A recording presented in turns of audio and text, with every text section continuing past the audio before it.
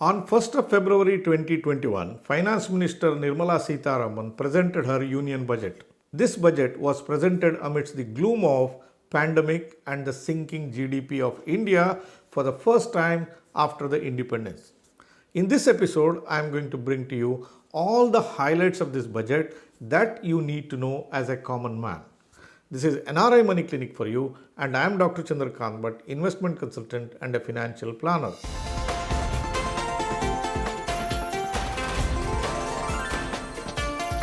NRI Money Clinic. No hype, just the right advice. This time around, we decided to report this budget after looking at all the details carefully. We did not hurry through. That's why we are reporting about this budget just now. Probably for the first time in the independence India, India's GDP was in the negative territory. Thanks to the debilitating effects of the pandemic, which is ravaging the economy of the world, India is not spared as well. Nirmala Sitharaman had to do the unthinkable. She had to do all the things to pull out the economy out of this rut and bring it back into the growth trajectory. She presented her budget and the entire markets gave a thumbs up to this particular budget. Normally around the budget time, the stock markets will rally, and when the budget gets presented, the markets will give up the gains and they will go through the downward trajectory. This is the normal course which we see every year. What happened this year? This year, before the budget, markets have ran up a lot, and a week before the presentation of the budget, markets started coming down. They were on their way of correcting themselves. For the last 7 days, market literally gave close to about 10% of its gain from the highs it made at 50,000 levels. But the moment Nirmala Sitharaman presented this budget, markets gave a thumbs up and the market started rallying and covered all the lost ground in less than 3 days. As I record this video, markets are at lifetime highs, which are above 50,000 on the Sensex. Ever since Mr. Modi came into power in 2014, the successive finance ministers have adhered to prudence during the presentation of the budget. They were very careful not to exceed the permitted limits in the fiscal deficit side. This has been the story till last year. But this time around, Nirmala Sitharaman had to do the unthinkable. From the practice of prudence, she has to go towards massive borrowing. The fiscal deficit, which used to be between 3 to 4% of the GDP, this time around, Nirmala Sitharaman said that she is borrowing heavily and the deficit would rise to 6.8%. She was crystal clear to state that we are not giving up the prudence, but because of the ill effects of the pandemic, we need to do all these things. So she is expanding the budget, she is funding it by deficit financing. As a result, the central finances will have a deficit budget of 6.8% of the GDP. But she is also very clear to state that over the next 5 years, this deficit will be brought down, and by 2026, the deficit will be controlled to 4.5% of the GDP. When government borrows heavily, the question is for what purpose it borrows. If it is borrowing money and giving it as money as direct benefit transfer to somebody else, it amounts to a consumption. That may not add great advantage to the government. But here, this time around, all the borrowings that is happening is not to give any freebies away. Rather, this money will be utilized for capital expenditure. Government is going to spend huge amounts of money in creation of the infrastructure. A massive outlay has been given for the healthcare sector. The favorite investment theme of Modi government, Atmanirbhar Bharat, has received lot of push and a lot of proposals have been made to give fillip to this Atmanirbhar Bharat.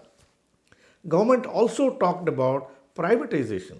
It made its intentions clear to sell off 2 of the private sector bank and 1 of the general insurance companies.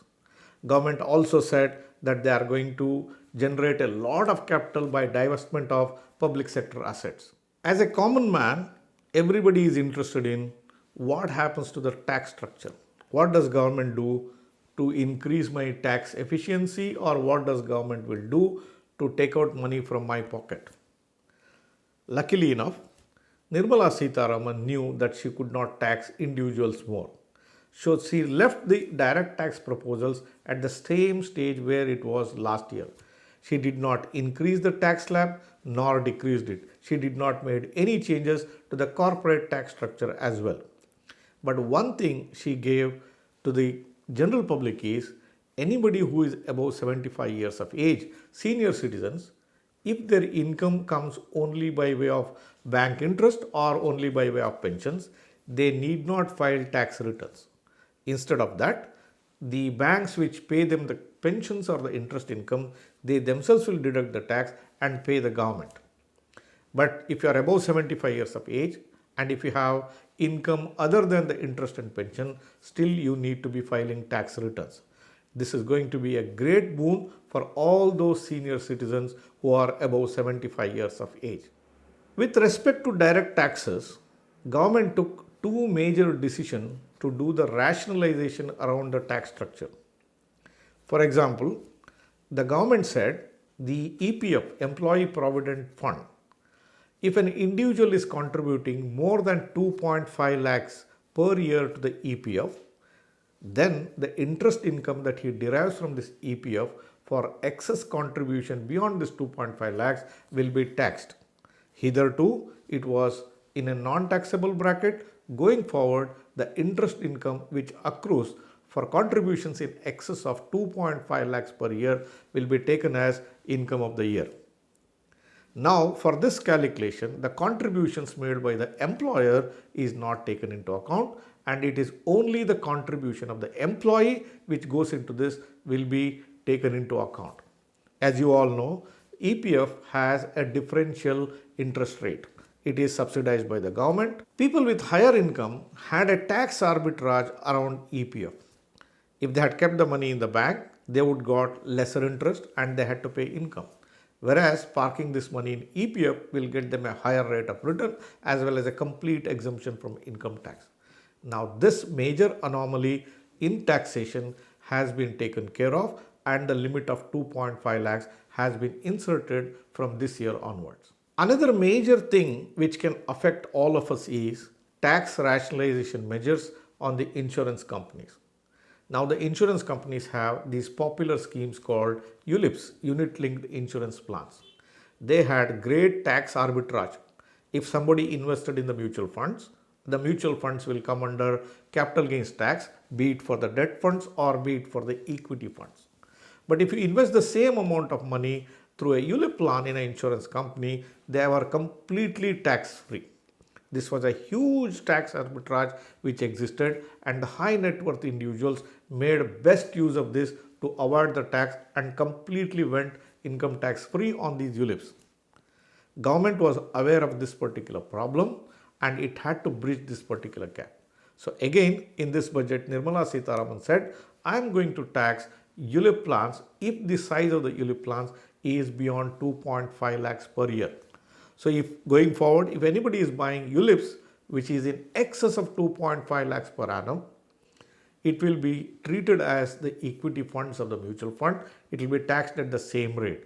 Going forward, for those people who want to contribute a high amount of money into the ULIP plans, which is in excess of 2.5 lakhs, it will come on par with mutual funds from a taxation perspective. I would like to add a clarification here. Now, the ULIPs which were purchased in the past years till January 31st, 2021 will not come under this taxation. The policies which are purchased on or after 1st February 2021 will attract the new tax provisions. So if anybody has purchased ULIPs in the prior regime, in the previous years, they will continue to enjoy the same tax benefits what they were enjoying hitherto. So what do I think about this particular budget? It's a great budget if you have to say. The commentary that you get from the market, the way the markets have cheered this budget, this is one of the finest budget which is presented in the independent India. It's not the ordinary times. It's not the normal times where somebody could present this budget. There was gloom all around and the finance minister had to do something. There was no private investment which was happening. There were job losses. There was stress in the economy and all the heavy lifting has been taken care by the government of India now, and government of India is going to spend money, and that is going to kickstart the economy from here onwards. What can we expect in the economy from here onwards? Number one, there will be a massive push for the growth. But growth will come with its complications as well.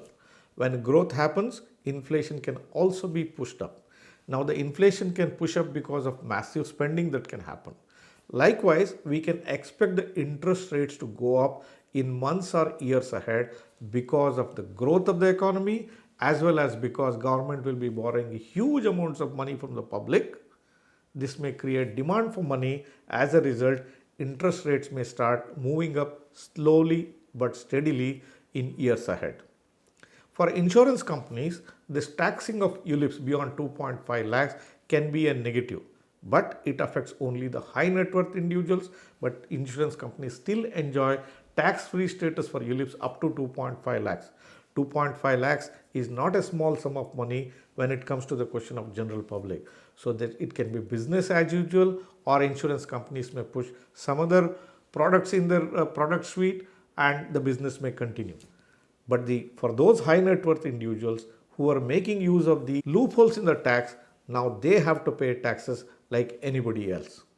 Dear viewers, if you think I have given you a simple explanation to the budget presented for 2021, and if you liked it, give me a thumbs up.